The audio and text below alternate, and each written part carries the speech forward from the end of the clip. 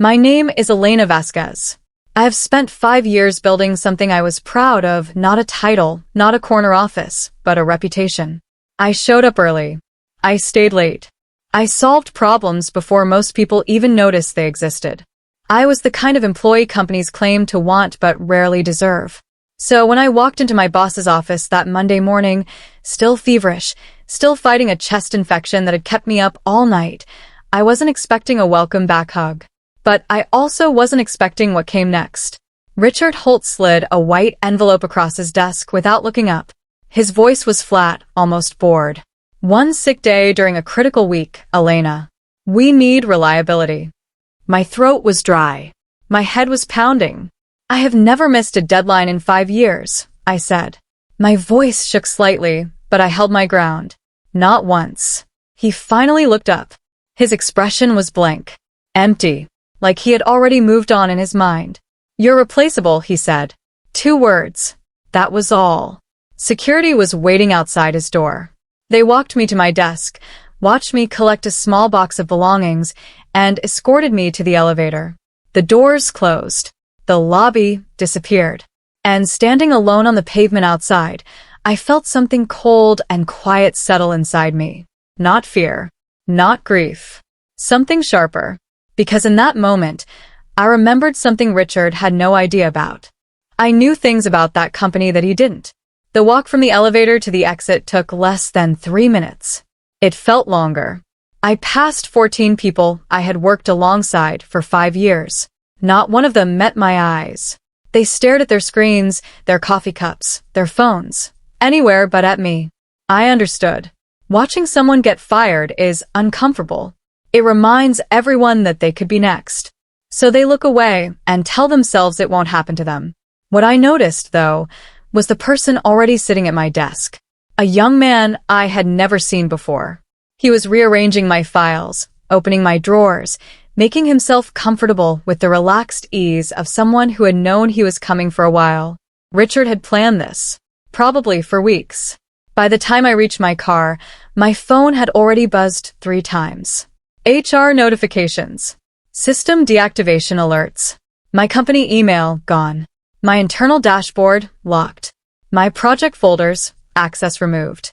They had been thorough. Almost. In 5 years, I had built, maintained, and quietly operated systems that 3 different departments depended on. In the rush to erase me, someone had missed one thing. A vendor access portal I had set up 18 months ago under a personal administrator account because at the time, no one else had been willing to deal with the setup process. That access point was still open. I sat in my car, engine off, rain beginning to tap on the windscreen. I didn't feel sorry for myself. I felt something much more useful. I felt clear. I went home and got back into bed. My fever was still high and my body was exhausted, but my mind refused to rest. I opened my laptop and stared at the ceiling for a long time, thinking. Most people, when they get fired, spend the first few days in a fog. Shock, sadness, anger, all of it coming in waves. I felt those things too, but underneath them, something else was forming. A picture. A very clear picture of what I had actually been doing for 5 years. I had been invisible on paper but essential in practice. On paper, I was the operations coordinator for 1 department. In reality, I managed the vendor contracts for 3 divisions. I maintained the logistics scheduling system that every warehouse team relied on. I handled client escalation calls when things went wrong because I was the only one who understood the full process well enough to give real answers. I had built the internal tracking templates that the finance team used every quarter. I had trained 2 rounds of new hires on processes that were never written down anywhere because Richard always said documentation was a waste of time. He didn't fire an employee. He pulled the spine out of the building and expected it to stand up straight. As I lay there with a damp cloth on my forehead, a small, tired smile crossed my face. Richard Holt thought he had removed a problem. What he had actually done was something far more significant. He had freed me. And he had no idea what that meant yet. 3 days passed. I rested, recovered, and said nothing to anyone. On the 4th day, my phone buzzed. It was Priya, a logistics coordinator I had worked closely with for 3 years. Her message was short but loud. Elena, everything is falling apart. Orders delayed by 2 days. The Farnsworth account is furious. No one can find the backup scheduling files. Where did you keep them? I read the message twice. Then I set my phone face down on the kitchen table and made myself a cup of tea. I wasn't being cruel. I simply understood something Priya didn't yet, that answering that question would only delay an inevitable reckoning. If I stepped in now and quietly fixed things, Richard would never feel the full weight of what he had done. The mess needed time to become undeniable. Instead of replying, I opened my laptop and searched industry forums. I found what I was looking for within 20 minutes. A post on a logistics professionals board from someone I recognized as a contact at the Farnsworth Group, one of my old company's biggest clients. The post didn't name anyone directly, but the frustration was clear. Missed delivery windows. Unanswered escalation emails. A sudden collapse in service quality that had appeared without warning. The Farnsworth Group was already talking publicly. I closed the laptop. The collapse wasn't coming. It had already started. I am not someone who digs for information out of spite. But when something doesn't add up, I need to understand why. And the young man sitting at my desk on the day I was fired had been bothering me. He had walked in too comfortably. He hadn't looked around the way new hires do, taking in the environment, figuring out where things are. He had sat down like he already owned the space, like he'd been told he would. It took me less than an hour to confirm what I suspected. His name was Callum Holt. He had graduated 18 months ago with a business studies degree and had since worked at 2 companies, both for less than a year, both in junior administrative roles. He had no operations experience, no logistics background, no client management history worth mentioning. He was Richard's nephew. I sat with that information for a while. The sick day hadn't been the reason I was fired. It had been the excuse. Richard had been planning to hand my position to his nephew for a while. He had just been waiting for a moment that looked defensible. A missed day during a critical week was exactly the kind of thing that sounds reasonable in an HR document. This wasn't a business decision. It was a family favor dressed up as performance management. And I had given 5 years of my life, my knowledge, and my loyalty to a man who had seen me as nothing more than a placeholder. The anger I felt was brief. Then it became something far more useful. Direction. 6 days after being escorted out of the building, I received a LinkedIn message from a woman named Audrey Walsh. Her title was Head of Talent Acquisition at Pinnacle Supply Solutions, a company I knew well. They were a growing logistics and operations firm that had been quietly expanding for 2 years. More importantly, they competed directly in several of the same markets as my former employer. Her message was brief and professional. We've been aware of your work for some time, Elena. We have a conversation we'd like to have if you're open to it. I read it 3 times. I want to be honest, my first instinct was caution. When you've just been pushed out of somewhere you trusted, it's natural to wonder who else might be setting a trap. I spent an hour thinking about it. I checked the company carefully. I looked at Audrey's professional history. I researched Pinnacle's growth trajectory, their client list, their recent press coverage. Everything I found was solid. They were growing fast and doing it properly. My second instinct, once the caution settled, was something I hadn't felt in a long time. Possibility. Not the anxious kind, the real kind. The kind that feels like standing at the beginning of a road that goes somewhere good. I replied the same evening. I kept my response short and professional. I told her I was available and asked for a time. For the first time since the termination letter had slid across Richard's desk, I wasn't reacting to someone else's decisions. I was making my own. The meeting with Pinnacle Supply Solutions lasted 2 hours. It did not feel like a job interview. It felt like a conversation between people who already respected each other, which was a feeling I had genuinely forgotten existed in a professional setting. Audrey Walsh brought 2 colleagues, their chief operating officer, a calm and direct woman named Fiona Marsh, and their head of client strategy, a sharp man named Patrick Osei. They had clearly done their homework. They referenced specific projects. They asked about my approach to vendor relationship management in terms that told me they understood the field properly. Then Fiona leaned forward slightly and asked the question I had been expecting. We've heard there are some significant operational difficulties at your former employer right now. Without anything inappropriate, what's your read on what's happening there? I took a small breath. The infrastructure was more dependent on individual knowledge than anyone in leadership realized, I said. When that knowledge left, the system didn't have enough structure to hold itself up. Fiona nodded slowly. Patrick made a note. And in your view, Fiona continued, is that fixable from the inside? I considered the question honestly. Not quickly, I said. Not without rebuilding from the ground up. And that takes time most clients won't give you. There was a pause. Then all three of them exchanged a look that told me the conversation had just shifted from exploratory to serious. We'd like to talk about an offer, Fiona said. I smiled. So would I. The offer from Pinnacle was generous. Better salary than I had been earning, a full benefits package, and a genuine management role with a team I would actually lead. Most people in my position would have accepted immediately, thanked everyone in the room, and gone home to celebrate. I asked for 48 hours to think it over. Then I made one request.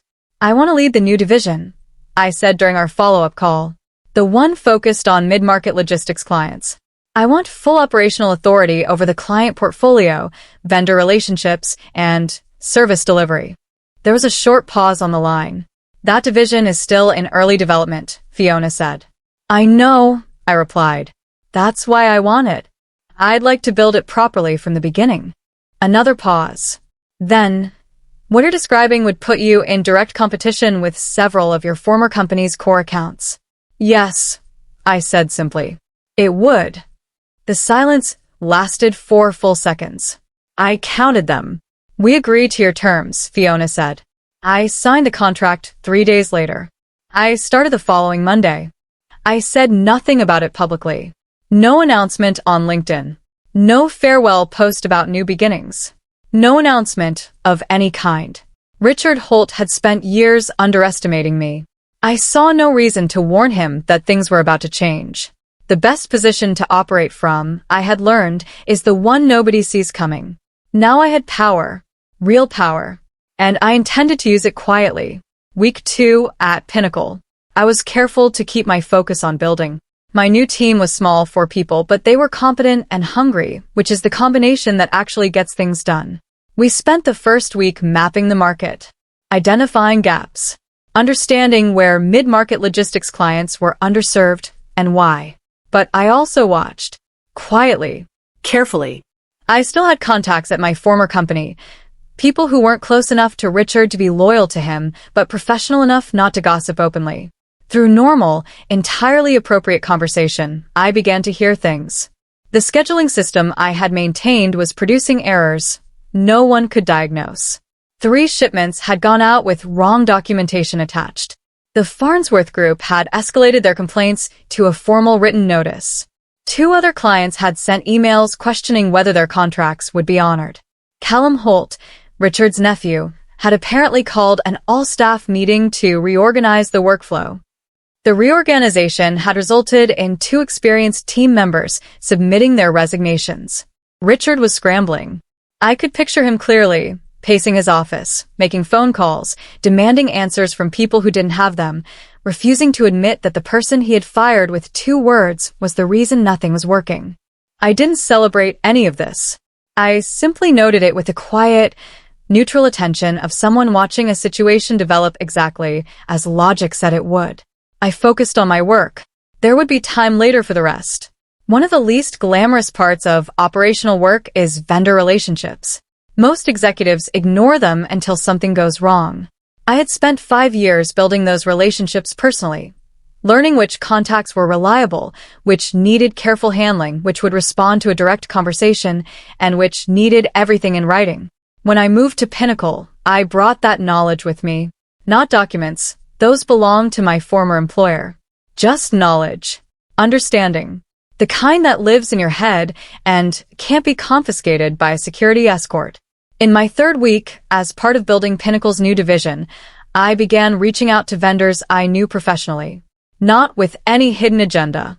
Simply as a representative of a growing company that was offering better rates, stronger payment terms, and a more organized service structure.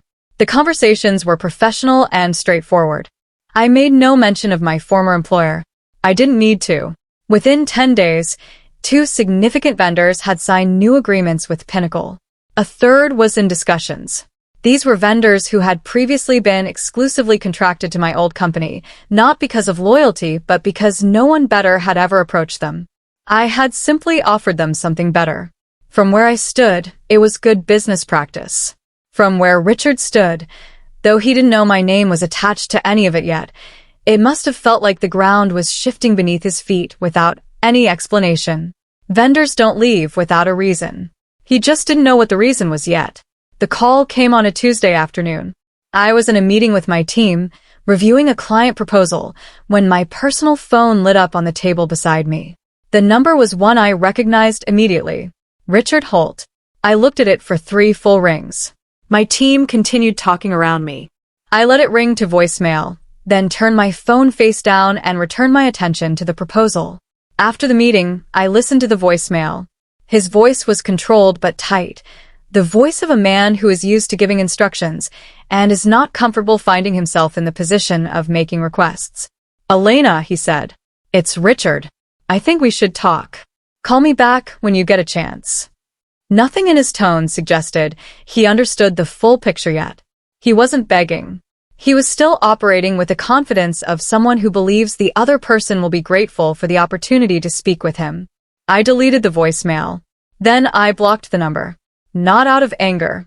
Not to be dramatic. Simply because I had nothing to say to him yet, and because any conversation held now would be on unequal terms, his assumption that he still held authority, and my quiet knowledge that the situation had already changed significantly. There is a time for every conversation. This was not that time. He wasn't begging yet. But the word yet was doing a lot of work in that sentence. I went back to my desk and kept building. 2 weeks into my time at Pinnacle, I received a long message from Priya. She had been careful. She sent it through a personal number, not her work phone, which told me she was already nervous about internal monitoring. That caution itself said something about how bad things had become. She had attached screenshots. The first showed a thread from an emergency leadership meeting, not the full transcript, just fragments. Enough to see the shape of what was happening. Richard was in the thread, and his messages were short, clipped, and increasingly accusatory. He was blaming the logistics team for the scheduling failures. He was blaming the client services team for the Farnsworth escalation. He was suggesting that someone had deliberately sabotaged the handover. The second screenshot showed an internal memo about the 2 vendor contracts that had switched. The memo referred to unexpected market disruption and called for an urgent review of all remaining supplier agreements. The third was the most telling. It was a message from Richard to his senior team. Find out who is behind this. He still didn't know it was me. Or, if he suspected, he couldn't prove it. And everything I had done had been entirely legal, entirely ethical, and entirely professional. I thought about the word he had used about me 3 weeks ago. Replaceable. I thought about Callum, sitting in my chair, opening my drawers, making himself comfortable. Then I put my phone away and went back to work. The man who had called me replaceable couldn't replace what I had built. And now he was yelling at his team, trying to understand why. In my 4th week at Pinnacle, I received an email from a name I knew well. Harriet Okonkwo was the procurement director at the Farnsworth Group, my former company's most valuable client account. I had dealt with Harriet directly on 3 separate escalation situations over 4 years. We had never been friends, but we had been honest with each other, which in business is worth considerably more. Her email was brief. Elena, we've heard you're heading up the new division at Pinnacle Supply Solutions. We've had some difficulties recently with our current logistics provider. I'd like to have a conversation. Are you available this week? I read the email twice. Then I checked the calendar and replied within the hour. We met 2 days later. Harriet didn't waste time. She laid out the problems with my former company in clear, documented terms. Missed windows. Failed escalation responses. An inability to provide accurate tracking data. A junior contact. She didn't name Callum, but the description was unmistakable, who had no real knowledge of their account history. I listened carefully and said very little until she finished. Then I presented what Pinnacle could offer. The conversation took 40 minutes. The contract discussion started on the same call. 48 hours later, the Farnsworth Group signed a new logistics agreement with Pinnacle Supply Solutions. It was a significant contract, one of the largest single deals the new division had seen. And it had been my former company's most important account. Things began to move faster after that. I wasn't watching the situation at my former company obsessively. I had real work to do and genuine responsibilities to focus on. But it was hard to miss what was happening because it was no longer contained inside the company walls. The reviews started appearing online. Not on social media, on professional platforms where procurement managers and supply chain directors share experience with service providers. The kind of reviews that actually matter in business. Late deliveries. Contract terms not honored. Poor communication during escalations. A noticeable decline in service quality over the past month. Several reviews mentioned a specific time frame, the last 4 to 5 weeks, without knowing why that window mattered. I knew why. One review used the phrase, "The company seems to have lost its institutional knowledge overnight." That sentence stayed with me. Institutional knowledge.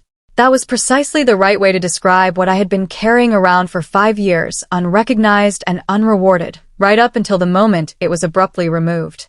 I hadn't started those reviews. I hadn't encouraged them. I had simply left, and the gap I left behind had become visible to every client who tried to get answers and found none.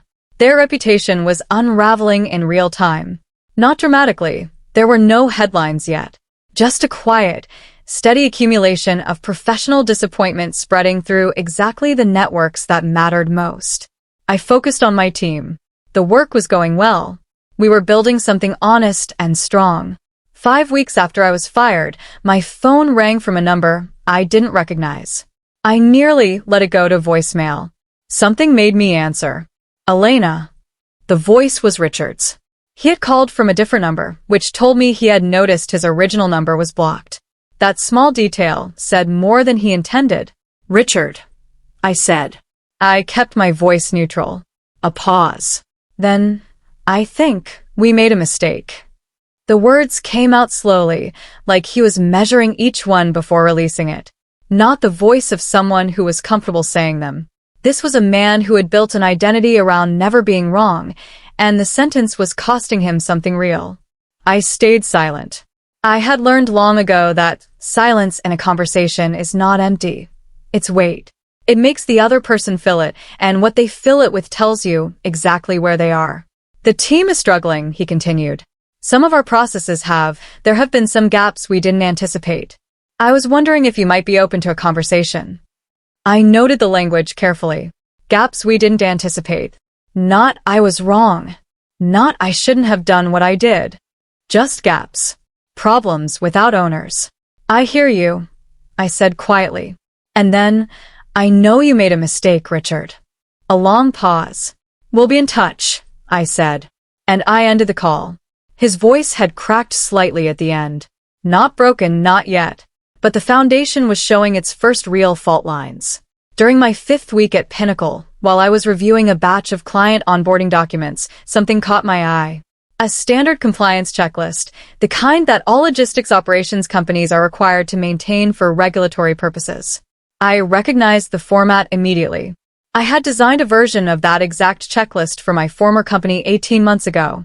It was built around a specific set of regulatory requirements that applied to any firm handling cross-border freight documentation above a certain volume threshold. The checklist needed to be updated every quarter. It needed a designated compliance officer to sign off on it. And it needed to be submitted to the relevant industry regulator on a fixed cycle. I had managed that process for 3 years. Every quarter, without fail. It was one of those invisible responsibilities, the kind that generates no praise when it goes right and catastrophic consequences when it doesn't. I thought about Callum sitting at my desk. I thought about Richard, who had always called compliance documentation administrative noise.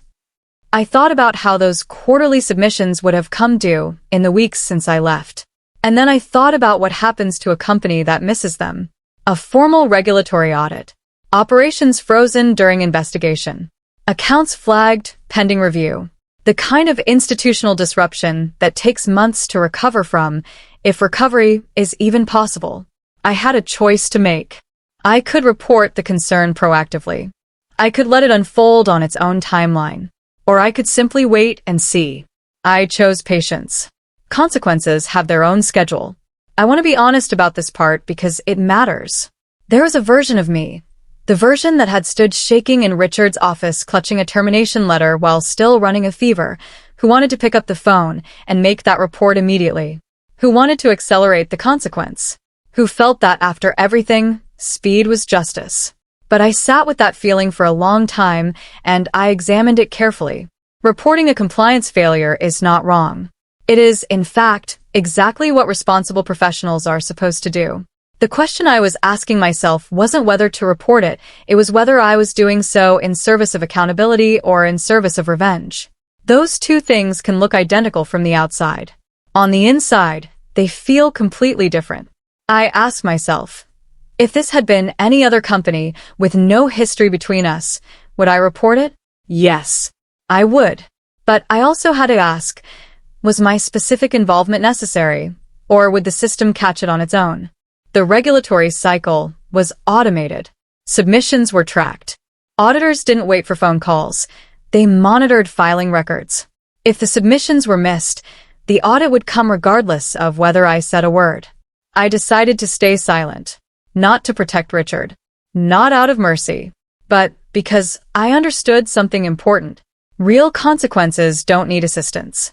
They arrive on time, every time, because systems are built to enforce them. The best kind of justice is the kind that requires no personal involvement. I went back to work and waited. 6 weeks and 3 days after I walked out of that building with a small box of belongings and a termination letter in my pocket, I was in an early morning team meeting when my phone buzzed on the table with a news alert. The headline was brief. Regulatory audit launched into supply operations firm following missed compliance filings. The article didn't name a person. It named a company. My former employer. I read it once.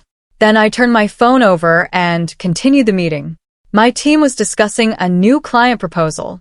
Someone was talking about delivery timeline modeling. Someone else was asking about vendor confirmation windows. Normal, productive, good work. I engaged with it fully and was grateful for it. Later, alone at my desk, I read the article in detail. The audit had been triggered by 3 consecutive missed quarterly submissions, exactly the filings I had maintained. Operations were suspended pending regulatory review. All active freight contracts had been flagged as under scrutiny. Partner banks had been notified, which meant credit lines were affected. The article quoted an industry analyst who described the situation as an unusual and rapid deterioration in operational governance. Unusual, rapid, deterioration. I thought about how many times I had sat in Richard's office trying to explain why compliance wasn't administrative noise. How many times I had been cut off, dismissed, or told to focus on things that actually mattered. This was what actually mattered. And now everyone could see it. I closed the article. I had a proposal to finish. The news about the audit spread quickly through professional networks.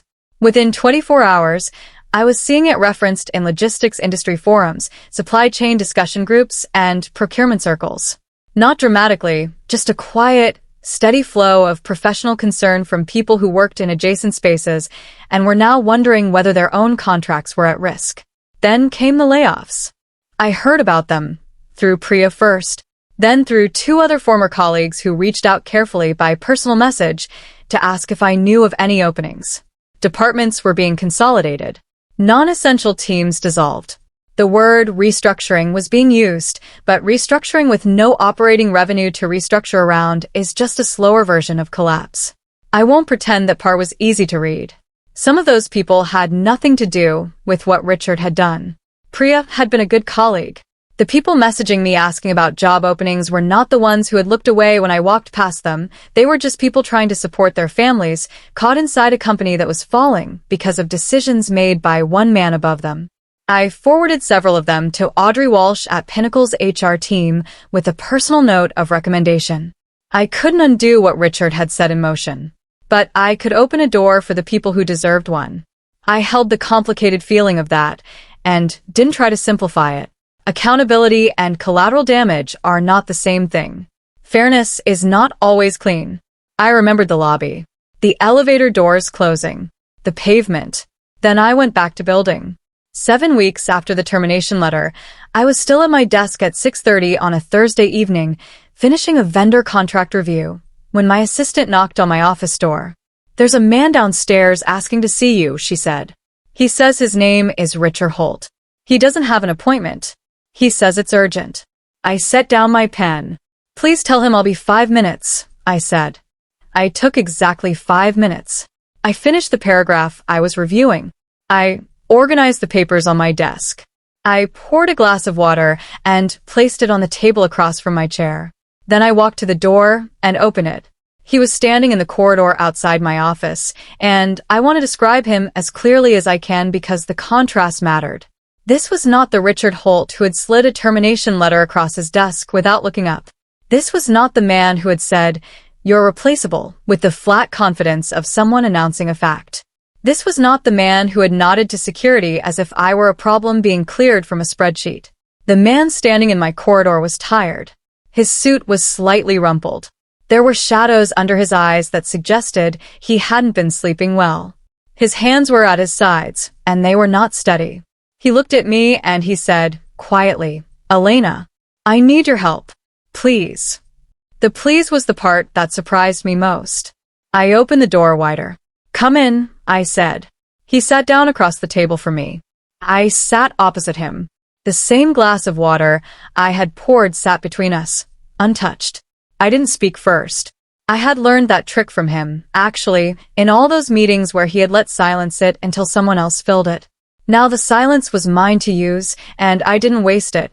He looked at the table, then at me. "You were right," he said, "about the compliance process, about the vendor relationships, about all of it. I didn't understand how much you were actually holding together." I waited. "I underestimated you," he said. "I was wrong. I was wrong when I fired you, and I was wrong to think Callum could step into your role, and I was wrong about—" He stopped, pressed his lips together, started again.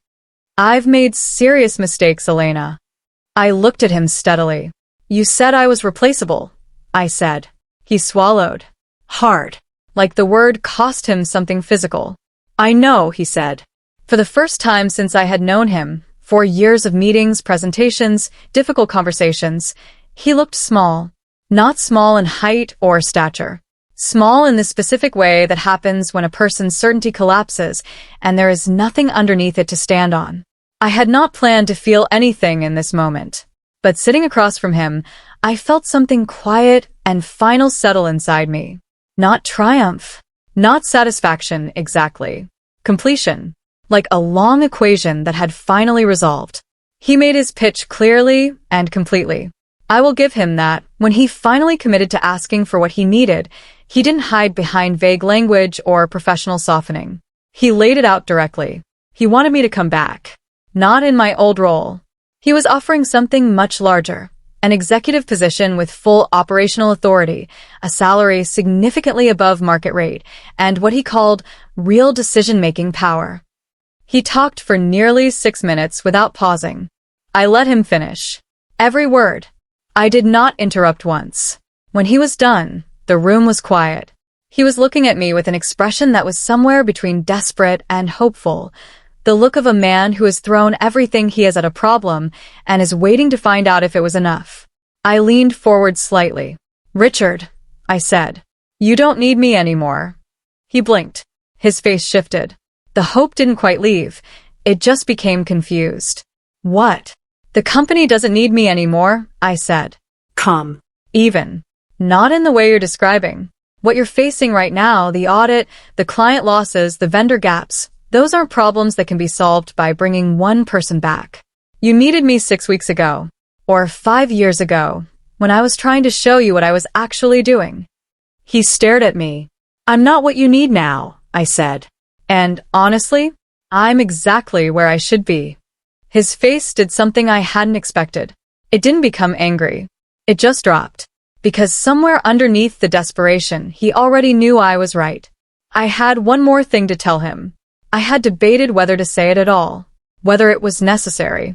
whether it served any purpose beyond the obvious. But I decided that honesty, clean, factual honesty, was the most respectful thing I could offer. Even now. I want to tell you something before you go, I said. You should know it. He looked up. Pinnacle Supply Solutions finalized a contract acquisition this week, I said. We acquired the Belmont Industrial account. His expression didn't change immediately. Then something moved behind his eyes. Recognition, calculation, and then understanding, arriving all at once, like water through a cracked wall. The Belmont Industrial account was his company's last major remaining contract. I had known about the acquisition for a week. I had not been the one to approach them. They had come to Pinnacle through a referral from Harriet Okonkwo at the Farnsworth Group. But I had led the negotiations, and I had closed the agreement. That was... He stopped. Your last real anchor. I finished gently. Yes. His hands, resting flat on the table, were not steady. He looked down at them like they belonged to someone else. We had a plan for that account, he said quietly. We were going to use it to stabilize everything. To show the bank there was still revenue. To buy time for the audit process.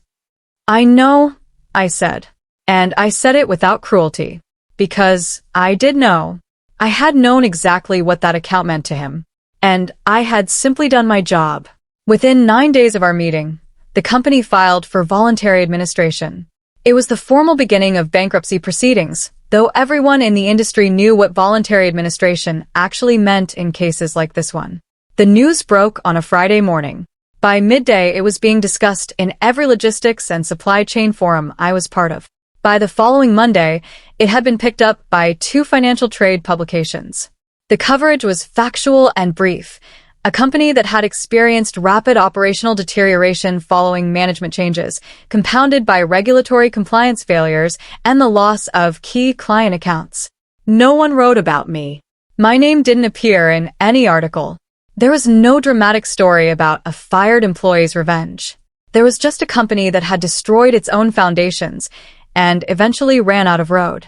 Richard Holt lost his position, his professional reputation, and the business he had built, or believed he had built. Callum disappeared from LinkedIn within a week.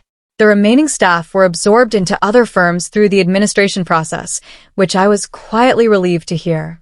I didn't celebrate. I want to be honest about that. I didn't open a bottle of something special or send a pointed message or do anything that could be described as gloating. I sat at my desk and I did the work in front of me, and I felt something I can only describe as settled. Not every wrong gets corrected. Not every story has this kind of resolution. But this one did. And it resolved itself. Without my anger. Without any action I would be ashamed of. Just consequences, moving at their own pace. 1 month after that evening in my office, 2 months after a security guard walked me to an elevator with a cardboard box, I was standing in a meeting with Fiona Marsh and the Pinnacle board, presenting the first quarter results from the new division. The numbers were good. Everyone in the room knew they were good. The quiet satisfaction in the room was earned, and it was shared. Afterwards, standing at the window of my office with the city below me and real work on my desk and a team I was proud of, I thought about what I had actually learned. Not the strategy, not the tactics, the deeper thing. So let me tell you what I learned, because I think it matters. First, your value is not determined by the person who underestimates it. Richard's opinion of me never changed what I was actually capable of. The moment I stopped measuring my worth against his assessment, I was free. Second, documentation and knowledge are power. Not as weapons, as foundations. The things I built quietly over 5 years were real, and reality doesn't disappear because someone signs a termination letter. Third, patience is not weakness. The hardest thing I did through all of this was wait. Not react. Not retaliate. Just work and wait and let consequences arrive on their own schedule. Fourth, elevation is the only revenge worth having. I didn't destroy Richard. I built something better than what he had taken from me. That is the only ending that leaves you with your integrity intact. I didn't shout. I didn't threaten. I simply became impossible to ignore. And that, in the end, was everything.